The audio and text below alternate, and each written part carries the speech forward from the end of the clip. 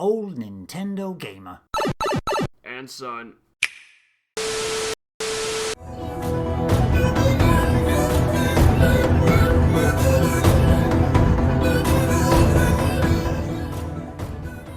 Moving on to some of our recent games. Greg. Nothing on the Nintendo side to talk about this week, actually.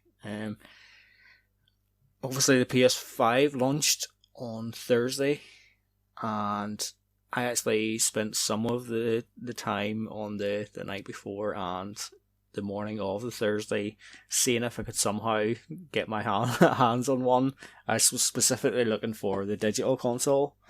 I think, to be honest, there was maybe a couple of opportunities to get the one with the disc drive, but I didn't go for it because I'm planning to go all digital now on. But my brother did pre-order a few months ago, and he collected his on Thursday and set it up on Thursday night, and was excited to go and try it. But he has run into numerous problems with his console, which is obviously very frustrating for him, having spent the money on it, and because there's no stock, like there's no way to like replace the unit or anything. So I think the situation at the moment is he's going to have to wait until there's updates to fix the problems he's having, and it's mainly coming down to like games aren't installing, or they're saying they're already installed but they're not installed, and he's had to factory reset a couple of times, rebuilt the database. We've basically done anything that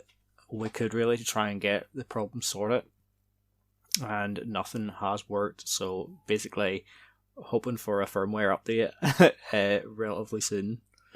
Apart from that, what I have got to play with is a few minutes of Astrobot, or Astro's Playroom, and that's the one that I was like, when I was trying to get a PS5, I was sort of thinking that's the game I was really eager to try, actually, because I really wanted to get my hands on that controller and finally feel what the haptics and the adaptive triggers felt like for myself. And I've only got to play it for like 5 or 10 minutes, but in that 5 or 10 minutes, I actually had a really fun time with the controller. So like you'll have heard many places now, like you can sort of like feel what it's like running across different surfaces. So like walking across the sand will feel different from walking across like a glass, for example. And part of that is probably the rumble, which is in a way similar to the HD rumble of the Switch, but it feels much better. Like it's stronger, and I assume part of that is because of the form factor. Like you can like the Joy-Cons are obviously very tiny, so the rumble is probably a wee bit too weak in them to fully appreciate it, whereas the DualSense is like a brave size of a controller. Like it's definitely beefier than the DualShock 4 would have been, but it feels really comfortable, and you do feel all the differences. So in addition to like the rumble, there's like the sounds from the wee speaker in the controller, so that sort of helps with the illusion of like walking on different surfaces, because you hear that through the controller as well. I'm not sure how many games will actually utilise those sorts of things, and from what I played briefly, Astrobot maybe overdoes it just to show all the different things in the controller, because like there's all constantly stuff happening, but at the same time it feels really cool, and it almost feels like a Nintendo type thing, but obviously not Nintendo. And then ran to a wee bit and was like pulling things out of the ground and feeling the tension with that, but then came to an area where there was like a sort of spring loaded robot, so you'd have to like pull the triggers down and let them go to make your robot jump to different areas. And that's when I first got to experience the adaptive triggers, and it feels so weird because like when you just have the controller set in normally, it just feels like a standard, like the triggers just feel normal. Once you get to doing things, like it's just an odd sensation where they just completely like tighten up, and you push them down, and you're obviously having to exert a wee bit more effort to do it, to like build this spring up, but you feel like the rumble and the tension like really building up, and then you tilt the controller a wee bit to choose a direction for the robot, and then like let them go, and it does feel pretty good. Like, I don't know if it feels like revolutionary as such, but it certainly adds to the immersion. And yeah, I'm looking forward to when I do eventually get a PS5, probably into next year at some point. I'll be looking forward to play through that game in its fullest.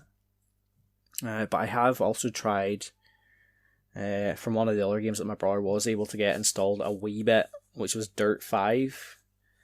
And I don't know if the triggers are actually really adding to that at all. I only had one and a bit races, and they do fight back a bit as you're like braking and going into corners and stuff, but I don't know what I expected it to feel like, really, because it doesn't really feel like you're pressing the pedals in a car or anything. Like, it's an odd sensation, like, because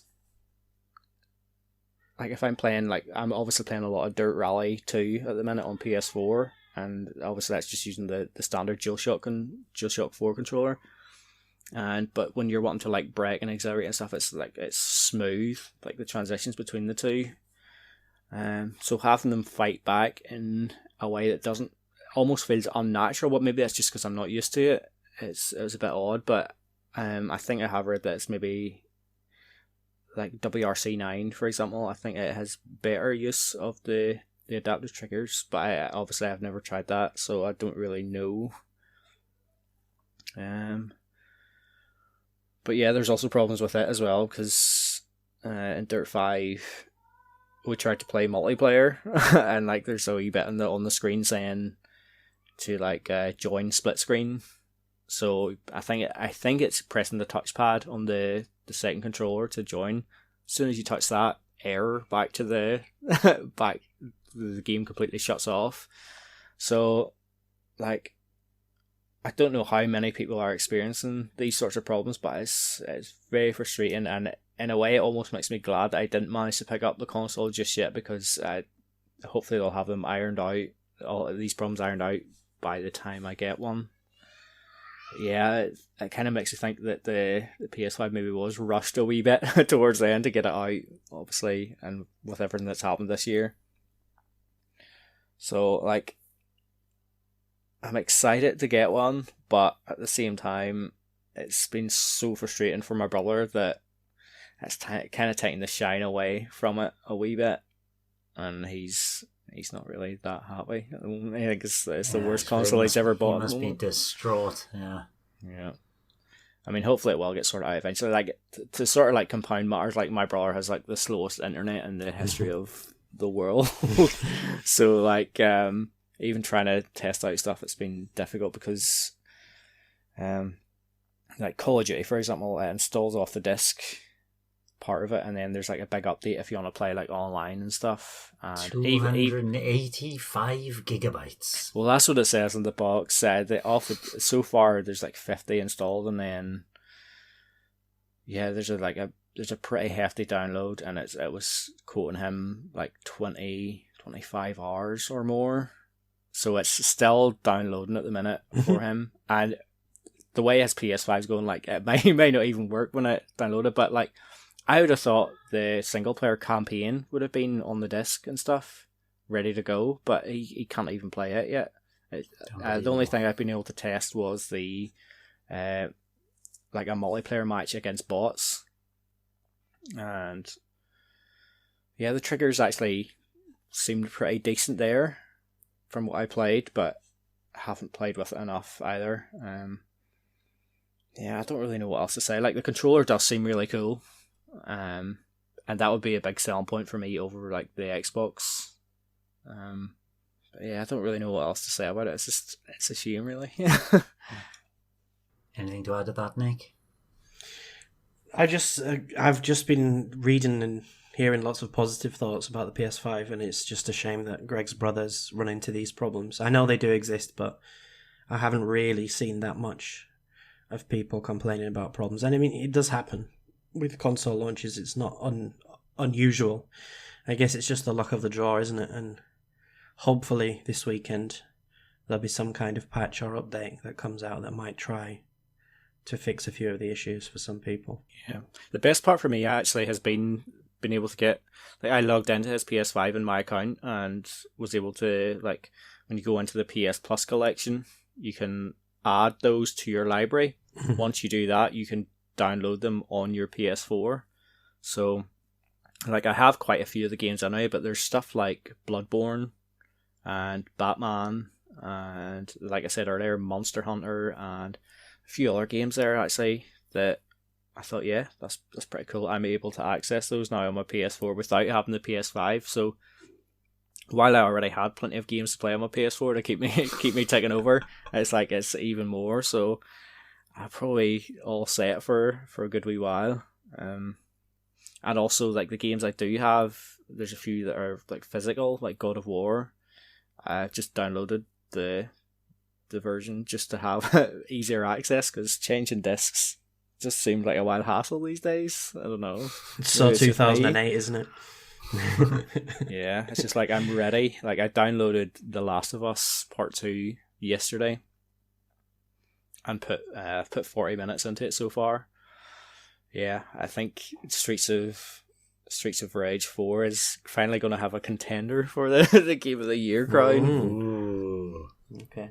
Can't wait. We're not that far off from giving out Games of the Years, boys. I haven't experienced that much of The Last of Us yet, and like nothing really major has happened yet, but it's one of those games where it's like, I generally don't really play games for like the storytelling and stuff, but like the way it's all like set up, it's like a film nearly, like just the way like the camera pans around during like cutscenes and all, and just the way everything sort of links into the next bit and all. It just, yeah, it feels really like immersive, and I'm ready to go.